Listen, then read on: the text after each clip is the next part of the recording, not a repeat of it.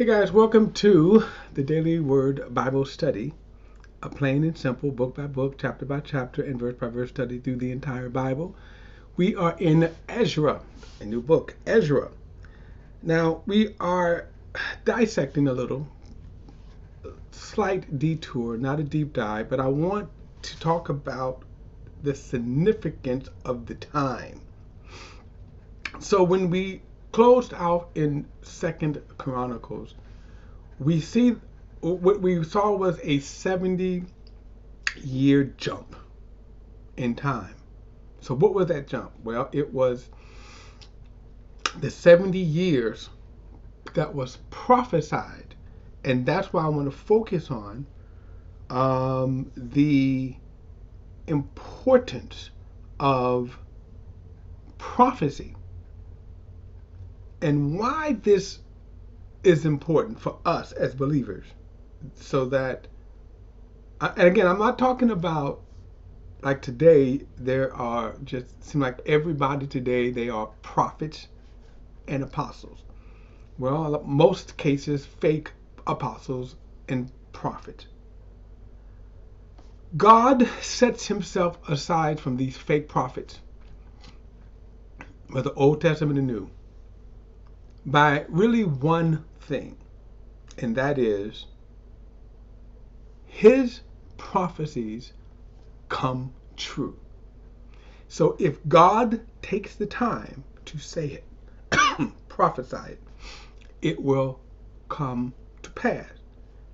That is one of the sole distinctions of the prophecies of God. Now, as I said before, these books here, okay, the Holy Bible, right? This is the Holy Bible. I got dozens of them around my house, all up there, stuff like that. Okay. Well, one of the things that we forget about this Holy Bible is that we forget that we're holding a collection of books. Okay?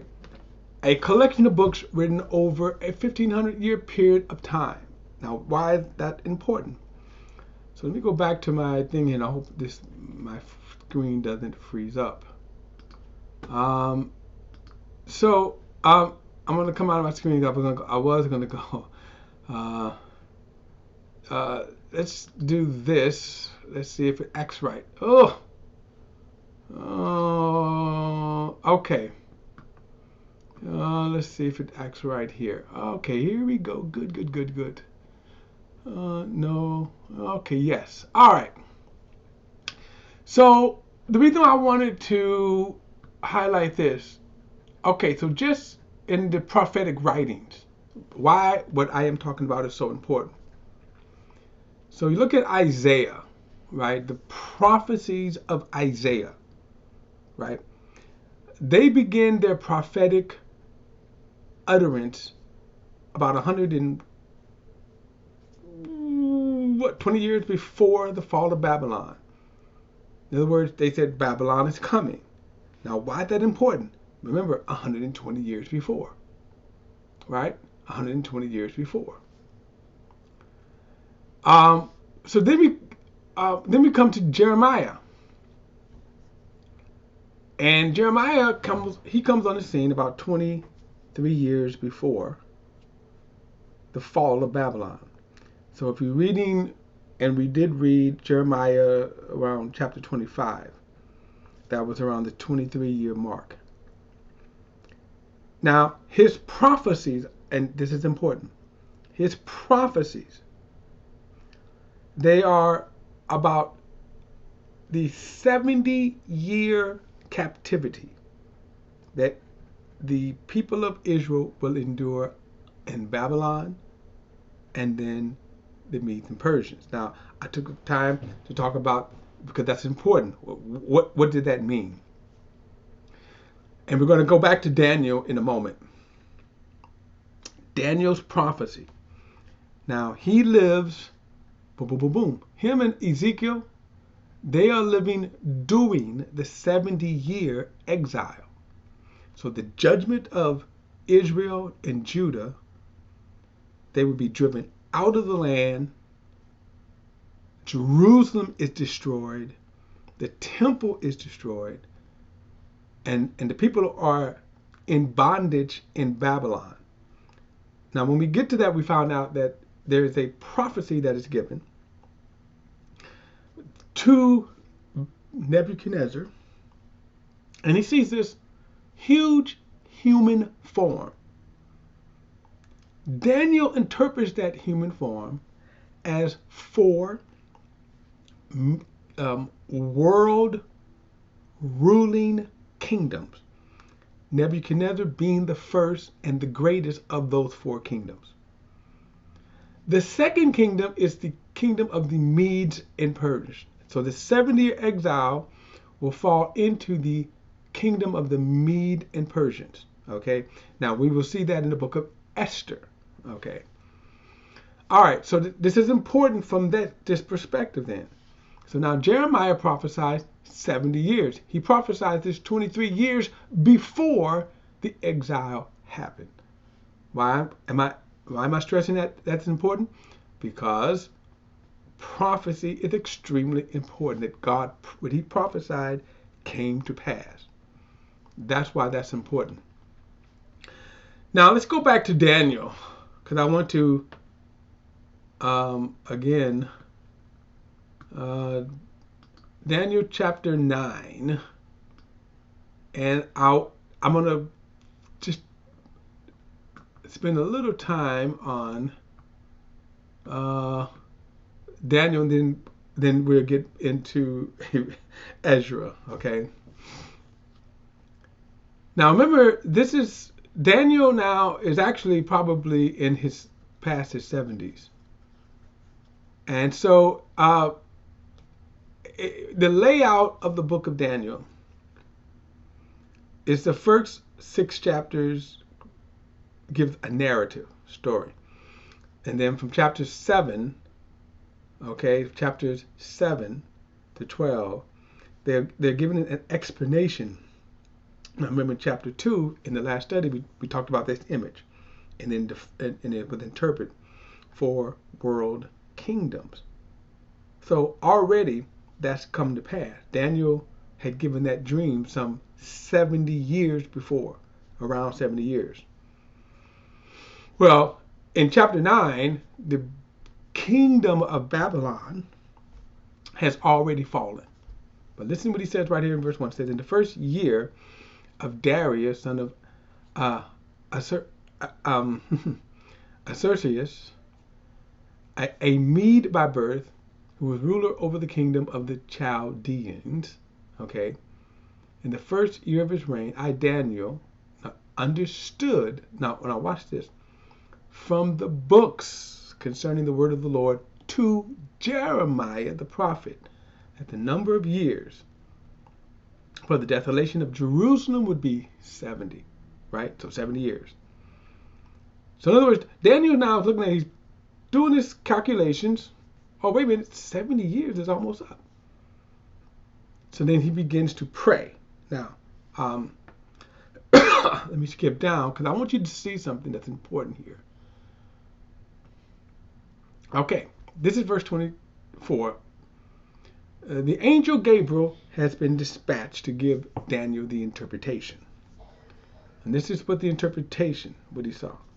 He says, verse 24, 70 weeks are decreed about your people and your holy city, to bring the rebellion to an end, to put a stop to sin, to wipe away iniquity, to bring about everlasting righteousness, to seal up the vision and prophecy, and to anoint the most holy place. Now I want to stop for a moment and then kind of go back, because again, something that's important you need to understand. The image that Nebuchadnezzar saw, this human form, Daniel gives the interpretation of it, is a prophetic picture from Nebuchadnezzar's time to the end of the world. Extremely important.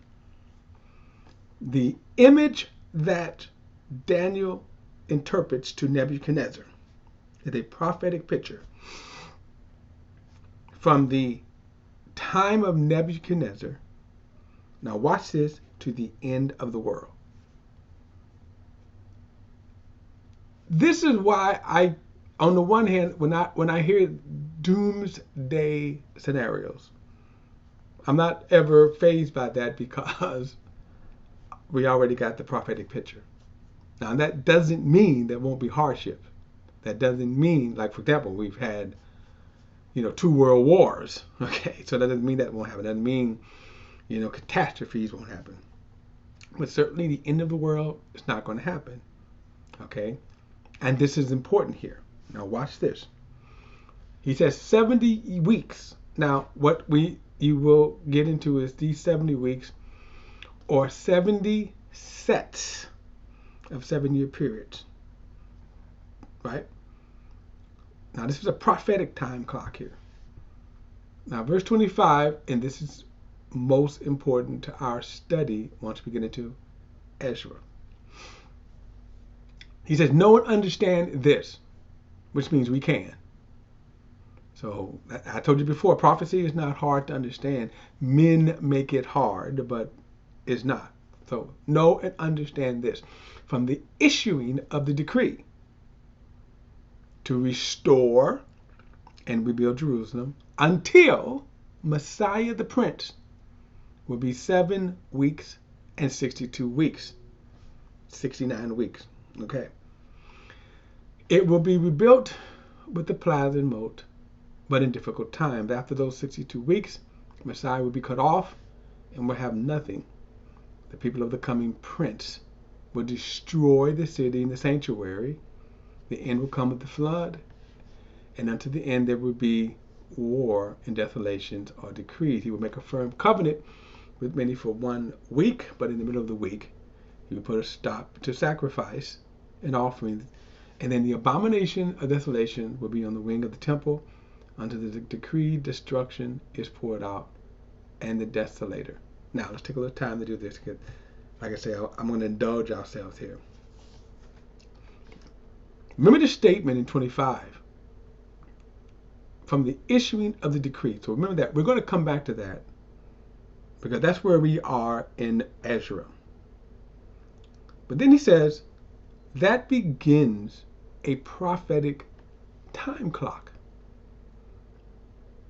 Now the problem with the time clock is that it's not consecutive when you read through this. In other words, there are 70 weeks. And notice what he says though. 69 weeks pass, and then the Messiah comes and is cut off. Right? Look at verse 26. After those 62 weeks, the Messiah will be cut off and will have nothing.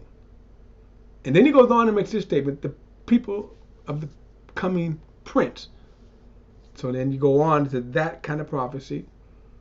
1, he's talking about the destruction in AD 70.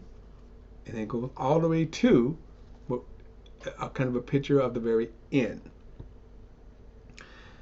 Now, like I say, since we're not doing a deep dive, if you go back and read Daniel's prophecy, one figure that they are intrigued with was this end time beast.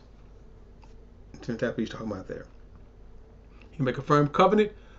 He'll make a firm covenant with many for 1 week, but in the middle of the week he will put a stop to the sacrifice, and then the abomination that makes desolate. Now, Jesus makes mention of this in the 24th chapter of Matthew.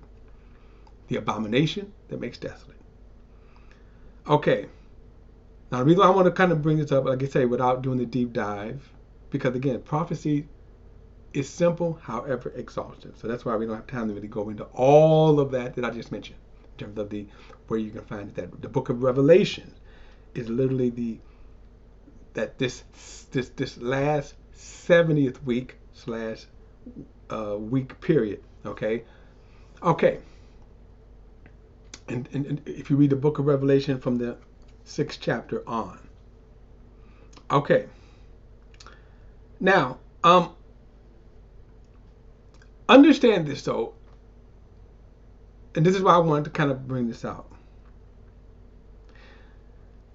if you are reading, now let's kind of go back because we could do this if we are diligent. The problem again is we have foolish ministers that just mess things up, misinterpretations and everything. However, Scripture has never wavered. Scripture remains the same. This is what I mean. If you are reading the Scripture accurately, you are able to locate yourself within this prophetic time period. Right? Look at this here, which is again astounding. If you're Jeremiah, he was able to locate himself within the prophecies of Isaiah. He's able to locate himself and say, hey, here's where we are. Besides the fact, of course, God giving him the word of the Lord. But notice this statement right here in verse 2. In the first year of his reign, I, Daniel, understood from the books, according to the word of the Lord to Jeremiah the prophet, that the number of years for the desolation of Jerusalem would be 70. So Daniel was able to read the prophecies of his predecessor, Jeremiah. Now, why am I saying that? This is why God has given us this revelation, these prophecies. And then we can locate ourselves. So, for example, if we were to come down and locate ourselves in this 70 weeks, where would we be? 70 weeks are decreed upon your people, your holy city, to bring about rebellion, to end, to put a stop to sin, to wipe out iniquity, to bring in everlasting righteousness, and to seal up the prophecy and to anoint the most holy place, right? So let's do this. Let's locate where we are today in prophecy. Know and understand this: from the issuing of the decree to restore and rebuild Jerusalem unto Messiah the Prince will be 7 weeks and 62 weeks, or 69 weeks. Now remember, the 69 weeks is a 7-year period. It is a 70 set of 70-year periods of time. So when you think about this period of time, notice it brings us to the Messiah. How do we know that?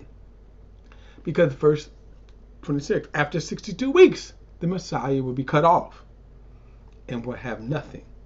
So right there, we see, as we're following these 70 weeks or 70 sets of 7-year period of time, right? Now, how do you know that? If you do the math from this point of time to the Messiah. That's how, okay? Now, one thing about also prophetic time, it doesn't necessarily mean consecutive time. In other words, you start the clock, tick, tick, tick, tick, tick, tick, tick, tick, tick, tick, tick, tick, tick, tick, okay? But how God regulates it, because we come to the 69th week, and what happens is that, so right now, if we were to locate ourselves, we are between week 69 and week 70, right? So look at verse 26 again. After those 62 weeks, Messiah will be cut off and will have nothing. But stop. Notice it. So then he says, the people of the coming prince will destroy the city with the sanctuary. The end will come with the flood. Now Jesus, again, prophesied this in Matthew 27. But then he goes on and says, verse 27, he will make a firm covenant with many for 1 week. But in the middle of the week, he will put a stop to the sacrifice and offerings, and the abomination of the desolation will be on the wing of the temple until the decree destruction is poured out on the desolator. Jesus talks about this abomination of desolation in Matthew chapter 24, which tells us that week 70 hasn't happened. So basically, we are between week 69 and week 70 prophetically. This hasn't happened yet. Now, again, to understand this in depth, we have to go back to the other writings that Daniel talked about, Revelations talk about, Jesus in Matthew 24 talk about, and Paul talk about in 2 Thessalonians. That's to give a fuller picture. So my point is, we can locate ourselves right now. We know these things that have happened. Now there are people, and again, like I said, without getting into the deep dive into prophecy, which I'm not, if you stick with the plain and simple reading, then confusion won't happen. So like I say, we're going to simply ask ourselves the question, just like Daniel. Remember, Daniel was able to write. Daniel didn't misinterpret and go, well, the 70 years have passed. Just like every now and then you see some dumb will come up and say, here is, Jesus is coming back. You got people who said Jesus was supposed to come back in 1914. You said we was 1989, 1988, right? 1994. And they always, again, misread. That's all. Plain and simple. Which, again, we don't have time to get into that. I'm sorry. But we can, again, we could say we can locate ourselves. We can locate ourselves from the Bible and say, okay, what does the scripture say? So that's why I say prophetically, we are between week 69 and week 70. For the very reason that, guess what? He hasn't broke any covenant, right? Whoever he is, haven't broke the covenant. All right, so I wanted to give just a taste, as I said, to describe it as dipping our toe in the lake. Prophecy, as you can see, deserves a much deeper dive than what I gave. However, it kind of, in a sense, gives us enough. As I said, we can even locate ourselves like Daniel. He was reading Jeremiah and was able to say, here's where we are prophetically. All right, guys, look, next time we will get and start the book of Ezra as it is. And start it at least anyway. Don't forget to like and share this video and subscribe to BP The Bible Perspective. As always, if you have a thought or comment, add it to the comments section below. All comments are welcome. Don't forget to hit that subscribe button. See you in the next study.